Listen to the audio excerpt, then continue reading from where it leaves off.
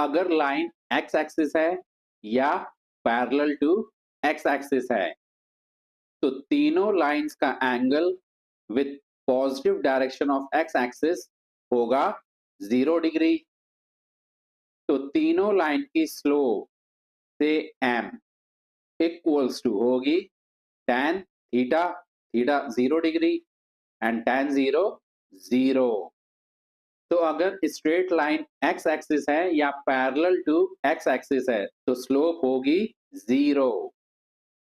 अगर straight line Y axis है या पैरेलल टू वाई एक्सिस है तो तीनों लाइंस का angle with positive direction of x axis in anti clockwise direction होगा 90 डिग्री।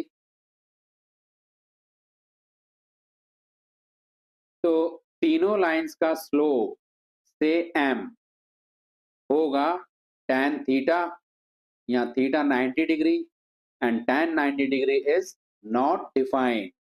लाइन y एक्सिस है या पैरेलल टू y एक्सिस तो स्लोप होता है नॉट डिफाइंड। अगर straight line x axis and y axis से इक्वल एंगल्स बनाती है तो उसका स्लोप होगा 1 या -1। सपोज ये straight line x axis and y axis से ये एंगल और ये एंगल बना रही है और अगर ये दोनों एंगल्स इक्वल हैं तो होंगे 45 डिग्री, क्योंकि ये राइट एंगल ट्राइंगल तो ये एंगल भी 45 डिग्री वर्टिकली अपोजिट एंगल।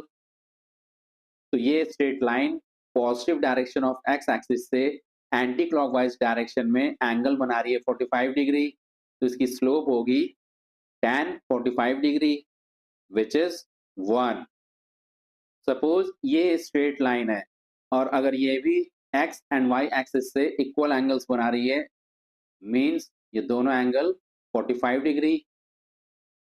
तो इस लाइन का भी स्लोप होगा tan 45 डिग्री विच इज 1।